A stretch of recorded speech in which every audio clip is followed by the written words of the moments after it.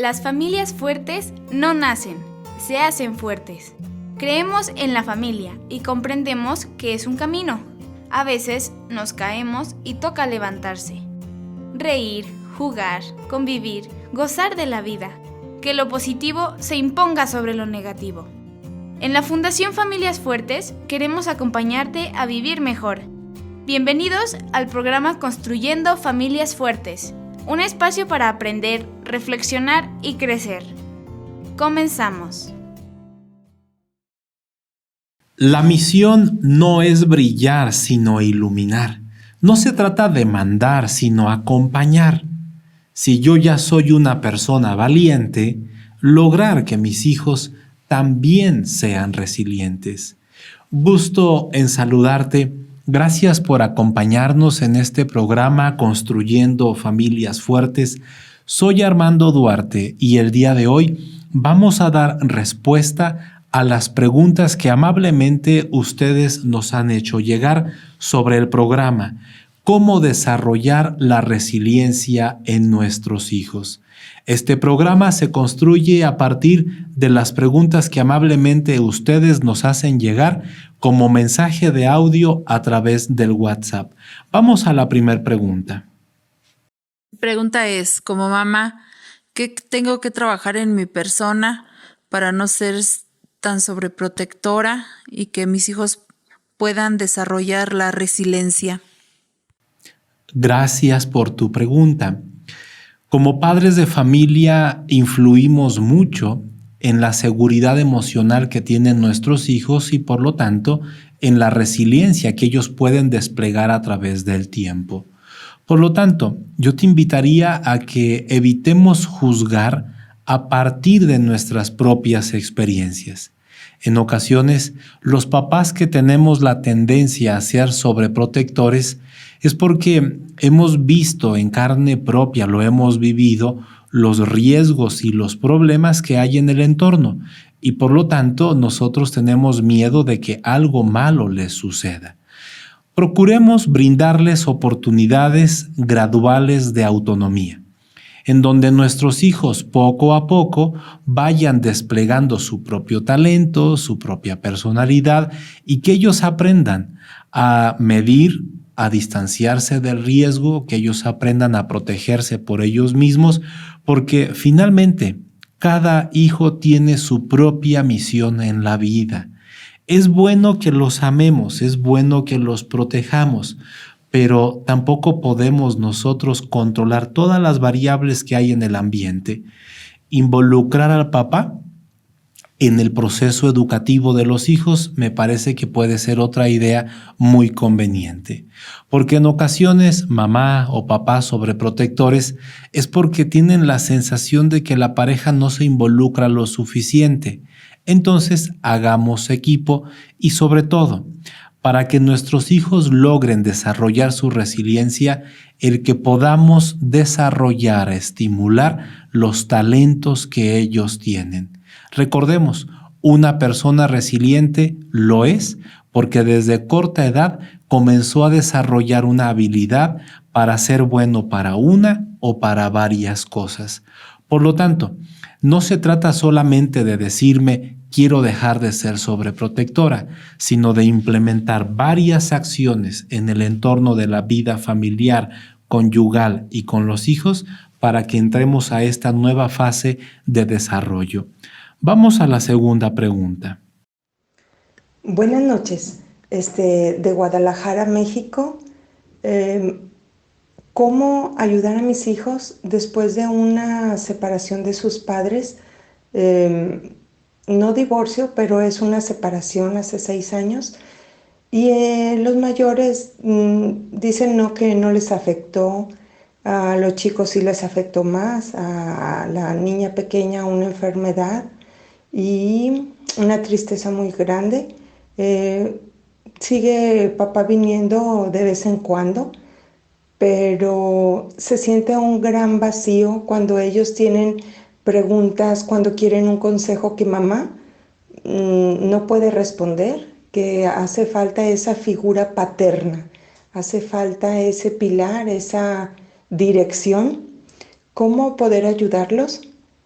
Muchas gracias, bendiciones. Gracias por tu pregunta. Coincido en lo que tú describes.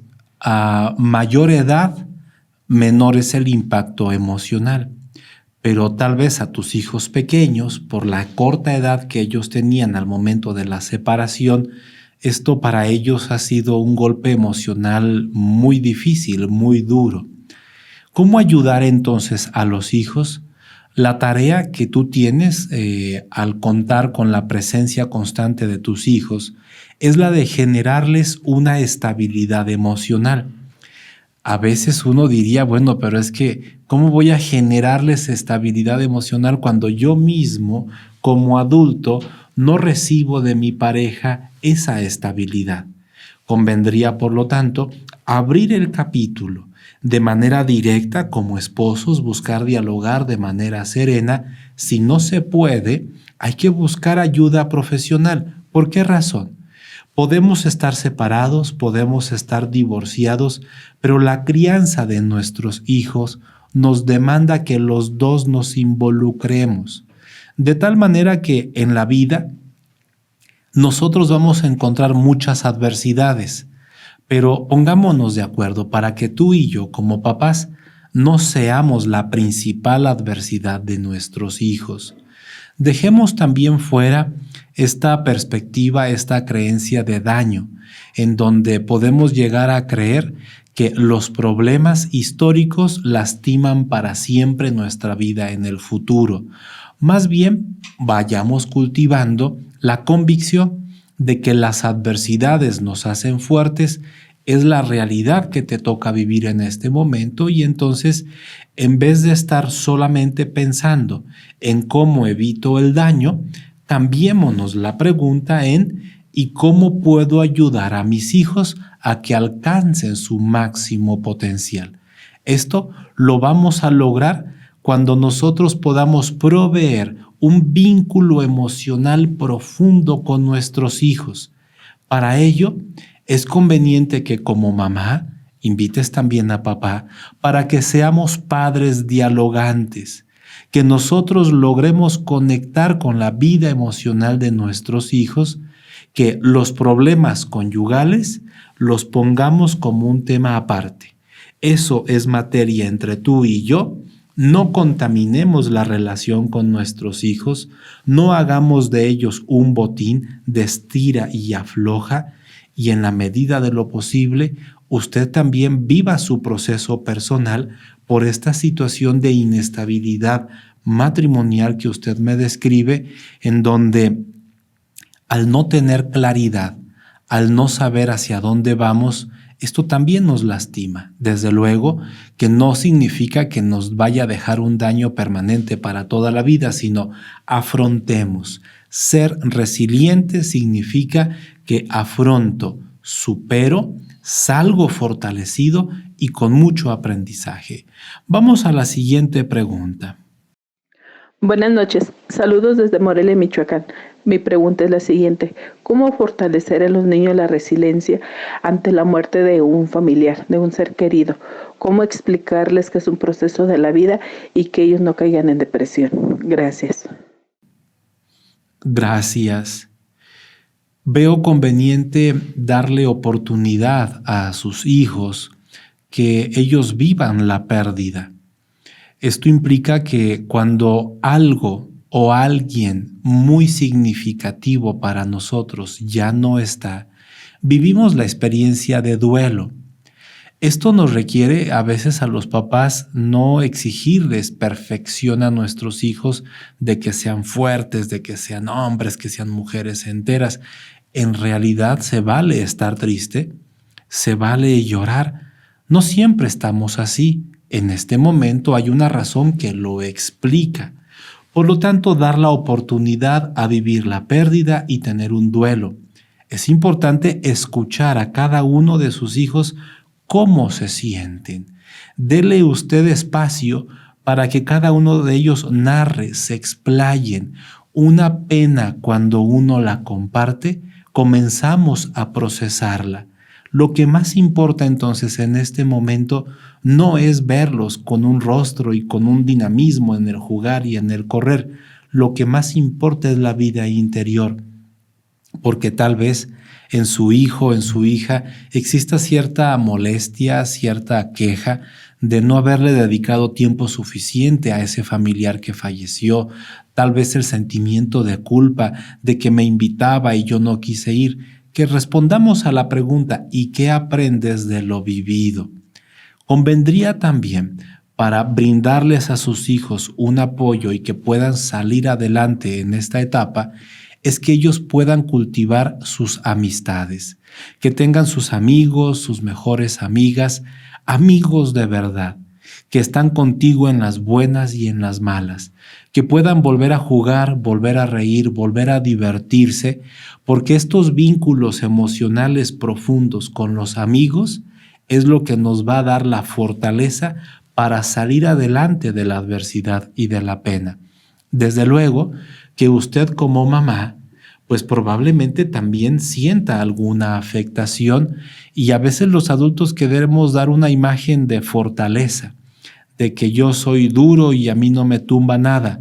También dese la oportunidad de tener estos vínculos profundos con sus hijos, e inclusive el que puedan vivir este momento tan difícil como una experiencia de fe. Que podamos rezar, que podamos tener una oración de intercesión, que podamos hablar de la vida eterna, que podamos contemplar con toda claridad en medio de este momento de dolor que no somos eternos, que somos frágiles y que de estas adversidades también podemos salir adelante a la luz de la fe. Vamos a la siguiente pregunta. Hola doctor, buenas tardes. Espero en Dios que se encuentre muy bien. Le hablo de Empalme Escobedo, Guanajuato. Mi pregunta es, doctor, tengo un hijo de 18 años, el cual empezó un noviazgo desde la secundaria con una jovencita 2 años menor que él. Cada vez que terminan el noviazgo, él siempre es el que la busca, doctor. Ahorita hace 3 semanas terminaron y él ya se encuentra desesperado porque quiere pues buscarla a ella.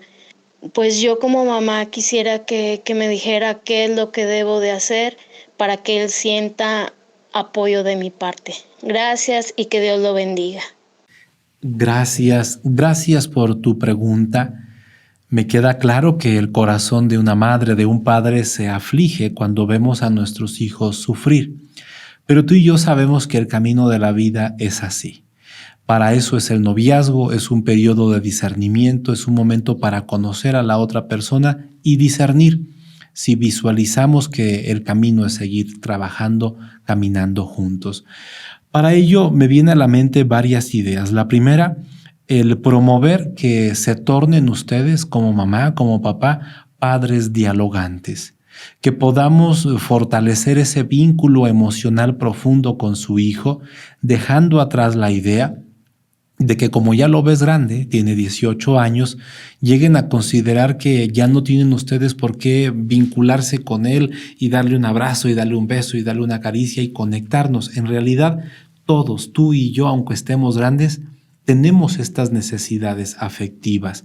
Más aún, es bueno que tu hijo se sienta querido y valorado por ustedes como papás para descartar la posibilidad de que tuviéramos un noviazgo tóxico, un noviazgo de codependencia, porque a veces nosotros llegamos a presenciar estas historias en donde los adolescentes, los jóvenes, no contemplan poder vivir sin la compañía de su ser querido, y esto puede ser un amor mal interpretado.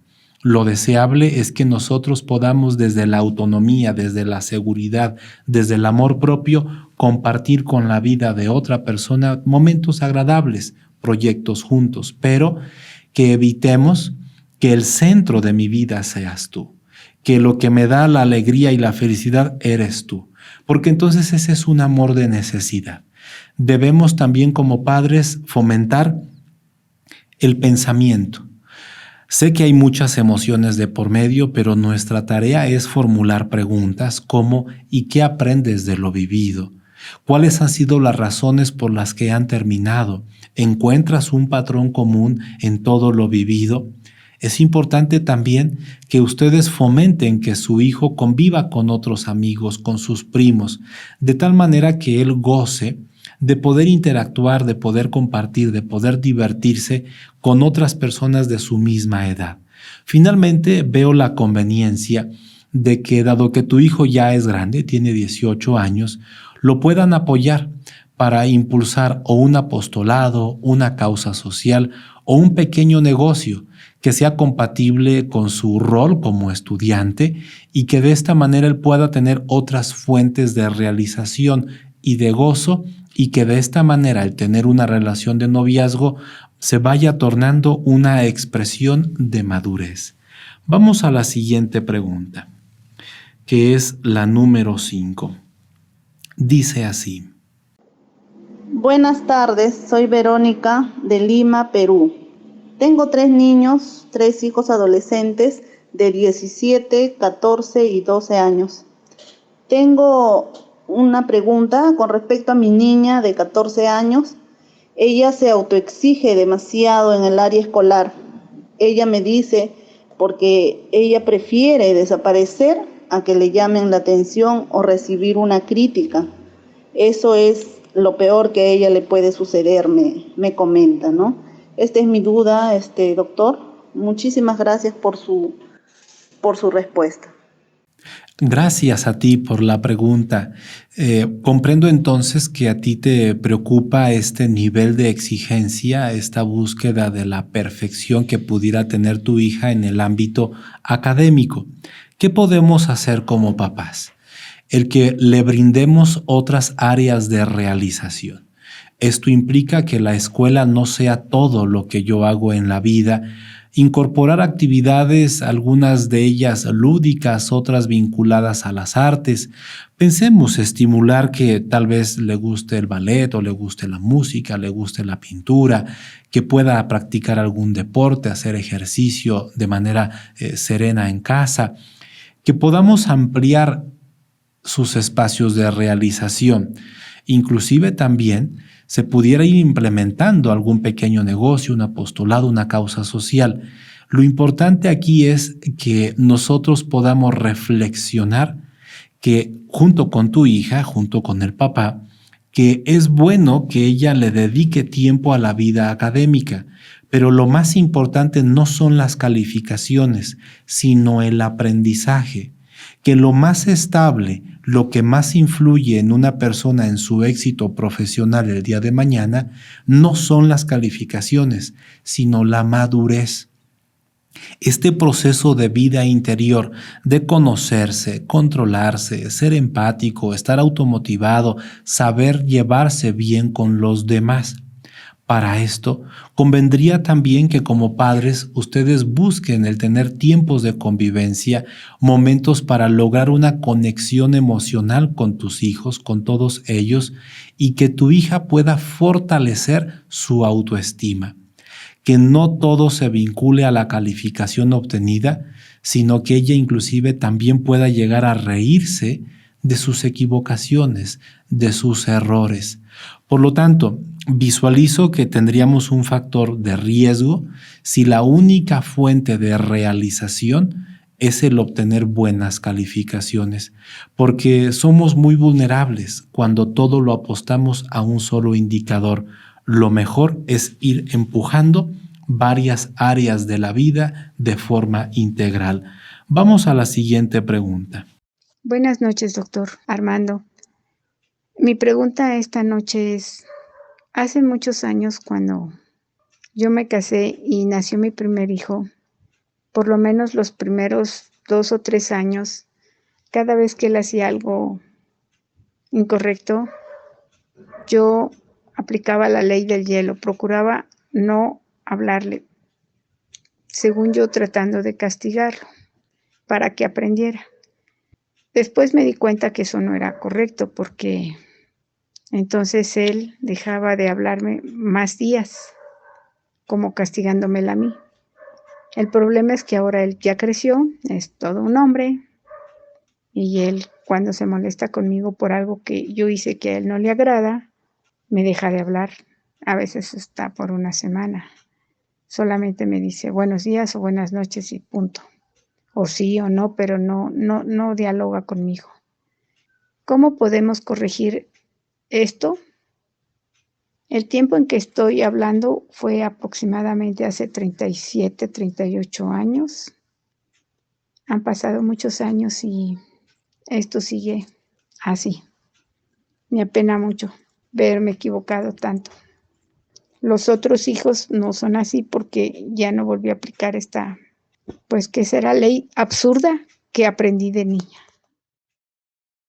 Comprendo entonces que el estilo de afrontar los problemas hoy te das cuenta que no ayudó y que no sirvió. La ley del hielo sí puede servir como una forma de castigo, pero no de aprendizaje. El ser humano, las personas, aprendemos a través del diálogo. Es la mejor manera de acelerar el aprendizaje. Te das cuenta entonces que este aprendizaje que tal vez tú tuviste en tu casa o que tal vez se comenzó a implementar en tu matrimonio, se ha ido perpetuando y hoy tú padeces lo mismo que en su momento tú le ejecutaste a tu hijo. Lo correcto es dialogar, corregir, ponernos de acuerdo, que podamos nosotros sentir el gozo de que sí podemos coordinarnos. Por lo tanto, convendría buscar que de parte tuya rompas este estilo de diálogo. Comprendo que con tus hijos pequeños, pues con ellos no lo aplicaste, pero con el grande como que se quedó esa memoria histórica. El camino entonces es que tú te conviertas en una mamá dialogante, que tú puedas hablar con él. Llegará el momento en el cual debas de pedir perdón y tal vez también el reparar y que puedan ustedes juntos lograr una reconciliación por lo vivido, por lo que históricamente nos hicimos daño. Hoy, sí, de adulto a adulto, vamos a reconocer: yo quiero transformar, yo quiero reparar. Lo que yo anhelo, hijo, es tener un vínculo emocional profundo. Para lo que usted describe, pues no hay una pastilla, no hay una píldora que nos ayude a resolverlo. Es afrontar con humildad, con sencillez, tal como lo ha dicho usted en su pregunta. Me arrepiento de haberlo vivido, pero que él lo escuche. Si por alguna razón papá también hubiera caído en lo mismo, entonces primero vivir el diálogo entre ustedes como adultos para que vayan a dialogar con su hijo, que ya es un adulto, en la búsqueda de una nueva relación. Por lo tanto, aquí la resiliencia lo aplicamos como la necesidad de afrontar y de poner el remedio para superar lo que históricamente nos ha hecho daño. Vamos a la siguiente pregunta. He pasado por todas las creencias negativas, pero termino siempre superando esas adversidades.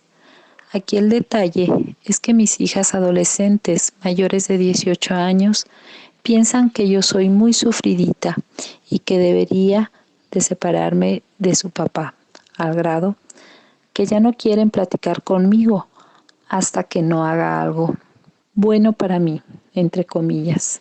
¿Qué hacer para lograr con ellas un canal que nos conecte al entendimiento de que soy resiliente y no resistente, que he luchado por la familia y que creo en ella? Gracias. Gracias por su pregunta. Es bueno que usted tenga seguridad en sí misma. Es bueno que usted sepa a dónde va, qué quiere, qué busca en la vida. Es bueno que usted luche por sus ideales y por sus principios. Pero también es bueno que podamos escuchar los argumentos que las demás personas nos puedan decir. En este caso, son sus hijas quienes están observando o quieren retroalimentar sobre algo. Cuando nosotros logramos esta seguridad personal, debemos tener apertura al diálogo. ¿Qué hay de verdad en lo que sus hijas le quieren decir? De tal manera que usted se siente a la mesa y vamos a dialogar. Porque finalmente Esta es una oportunidad muy bella que la vida le brinda a usted. Todos podemos crecer, todos podemos ser mejores personas. Si usted se muestra abierta al diálogo, entonces les estará sentando un precedente a sus hijas. El día de mañana, cuando ustedes sean grandes, yo quiero que ustedes tengan la misma apertura que yo ahora me estoy esforzando por vivir. Importante también recalcar que la persona resiliente debe trabajar por superar la causa que genera la molestia, la adversidad o el problema. Quisiera yo, rellenar, suponer tal vez algo que no ha dicho usted en su pregunta, donde a lo mejor las hijas observan cuestiones de la dinámica familiar o conyugal que a ellas no les parece que sea correcto, y a veces nosotros como papás ya lo damos por un hecho, porque finalmente creemos que así es la vida, creemos que mi pareja no va a cambiar, pero justamente el adolescente es muy bueno para rebelarse. Y allá es donde debemos de prestar apertura para validar si lo que nuestros hijos nos dicen es pertinente.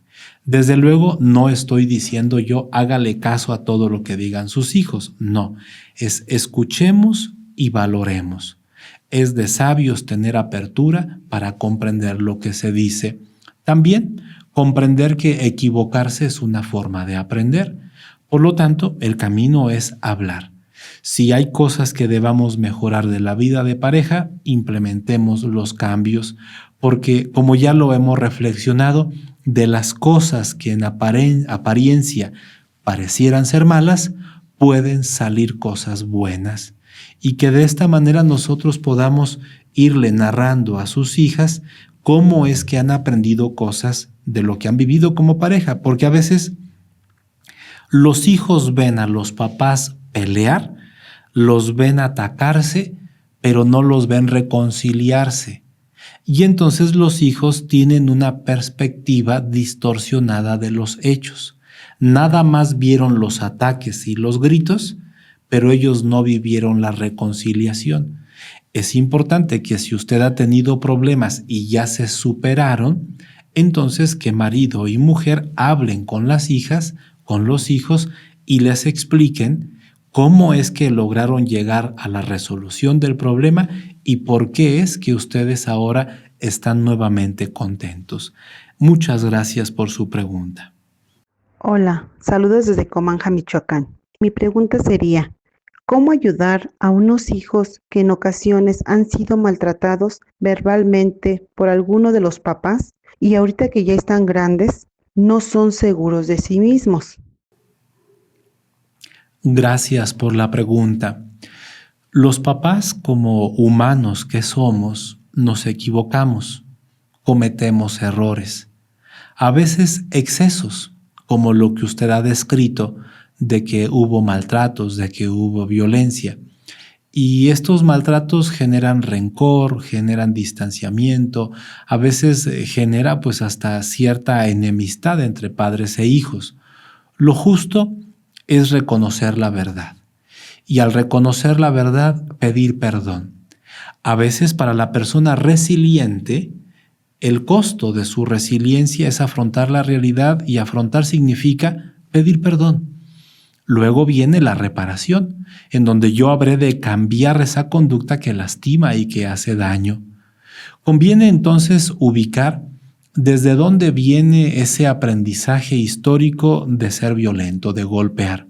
Porque a veces nos hace mucho bien comprender que mi pareja o que yo hemos sido violentos, porque eso es lo que hemos aprendido en casa.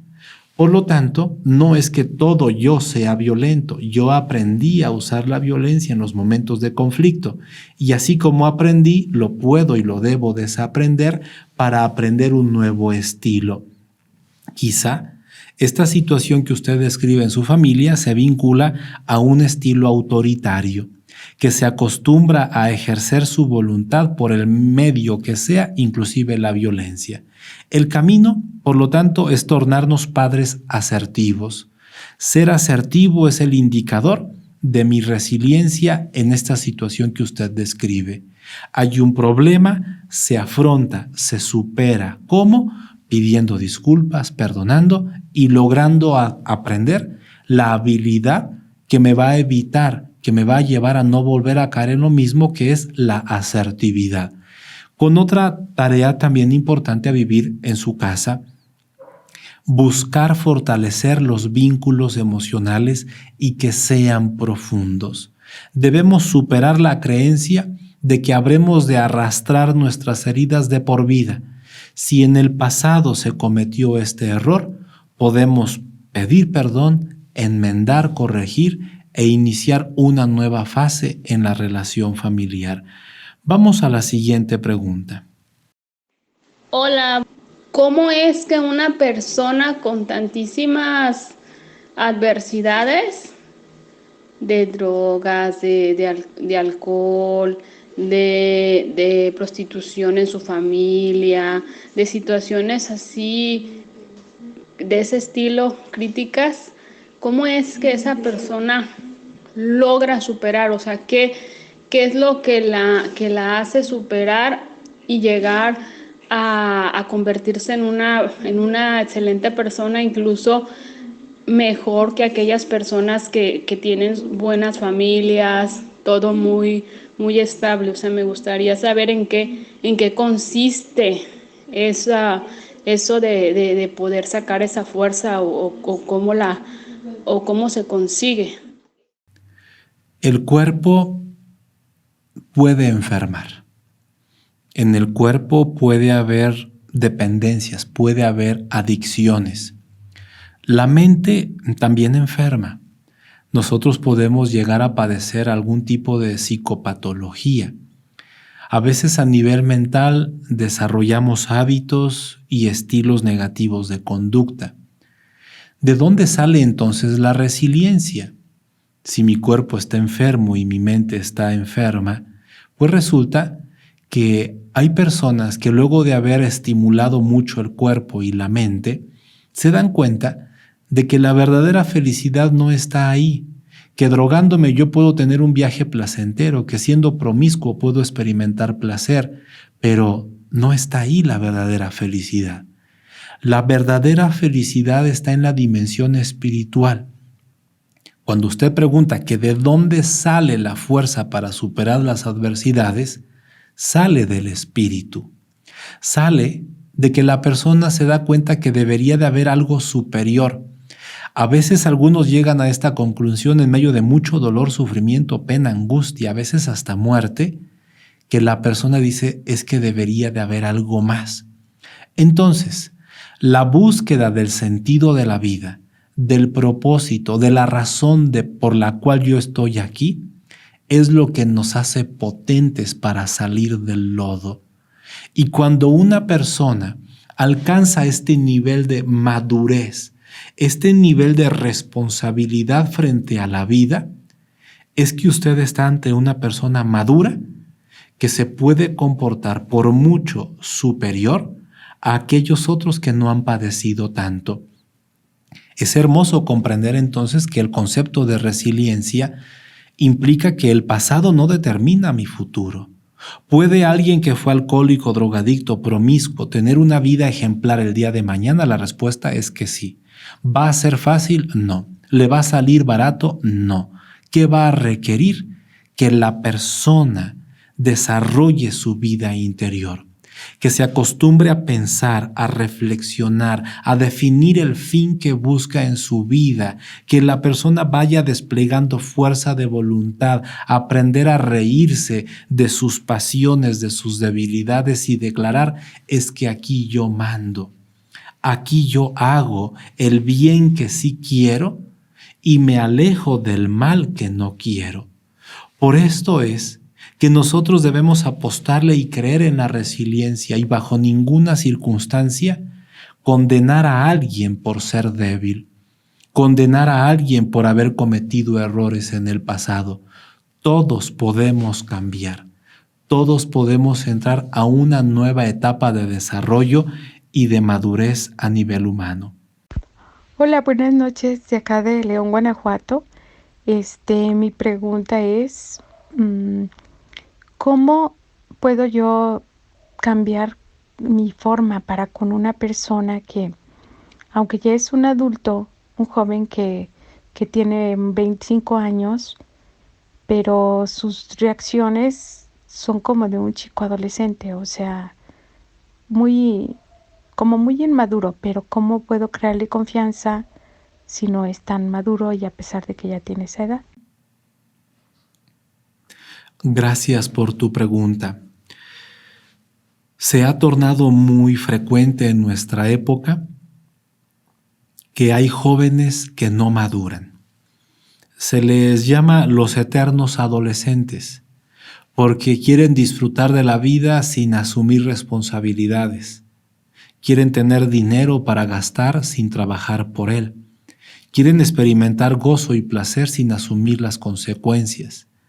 Lamentablemente, el ambiente social, cultural, el mismo sistema educativo actual no ayuda, porque los alumnos son sujetos pasivos. Si el maestro no va a clases, ellos no estudian por su cuenta.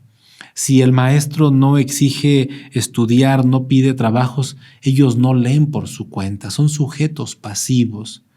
Por lo tanto, este riesgo de la eterna adolescencia debemos afrontarlo con mucha seriedad, y uno de los elementos que podemos implementar es el disminuir el tiempo frente a las pantallas, porque experimentan tal gozo, tal placer de estar en sus videojuegos, en las redes sociales, que ellos van logrando desarrollar un mundo paralelo. Sienten que en el mundo virtual ellos son potentes, queridos, valorados, pero en la práctica, en el mundo real, allá donde se consigue el pan para comer, ellos no se conectan.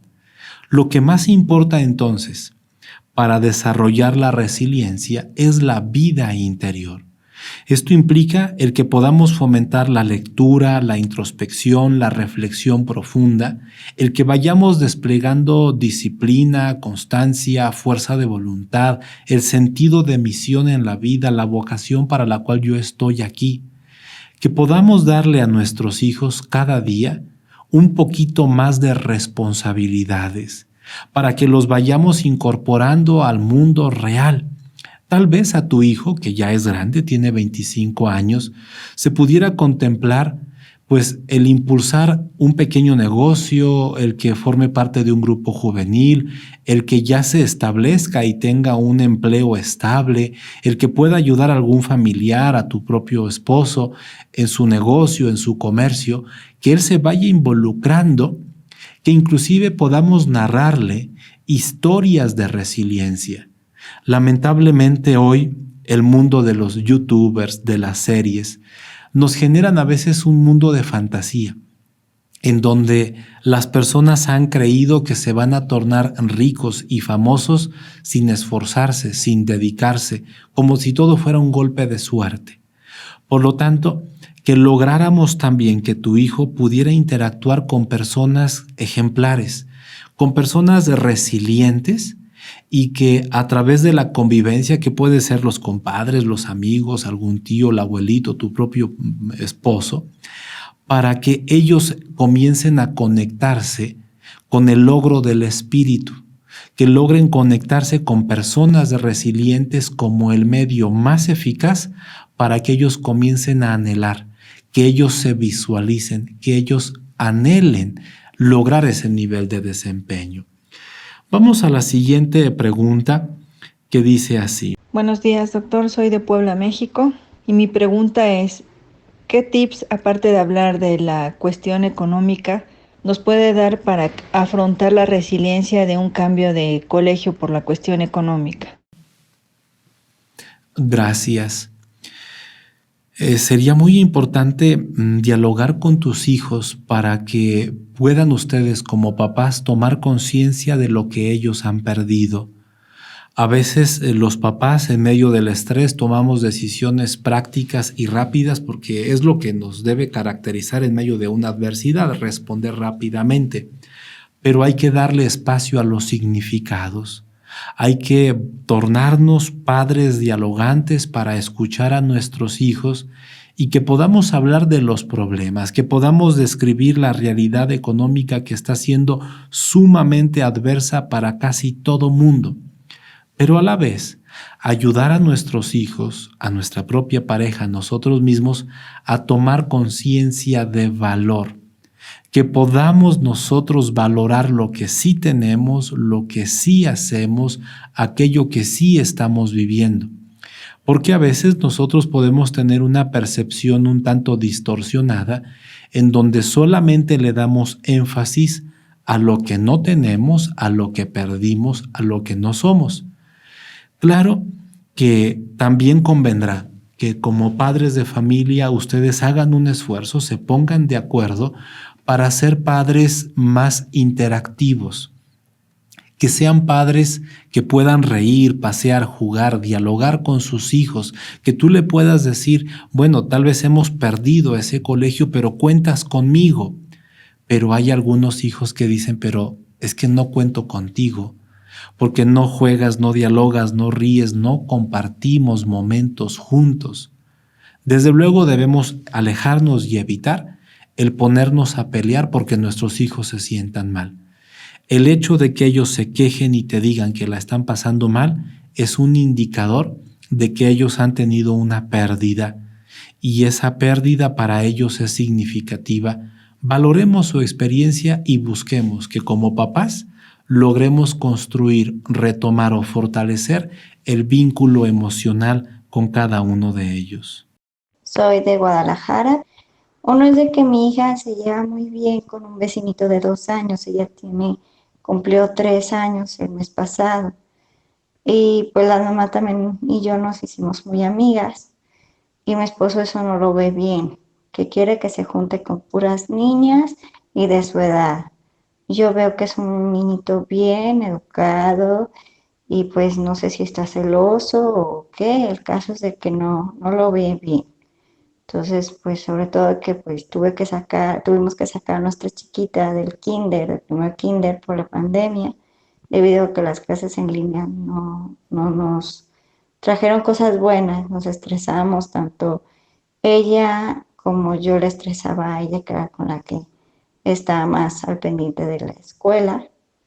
Entonces, pues digo, pues si está encerrada y pues tiene este vecinito, pues que se lleve bien, que salga, le hace falta convivir, conocer. Saludos y bonita noche. Gracias por tu pregunta. Coincido contigo, es bueno que los hijos tengan amigos, tengan amigas, es bueno que se diviertan.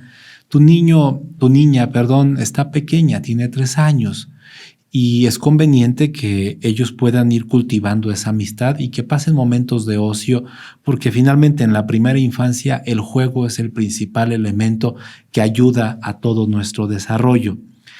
La mentalidad de los niños es muy diferente a la de los adultos. Tal vez para tu esposo el que ella interactúe mucho con un varón le esté sacando cierta incomodidad.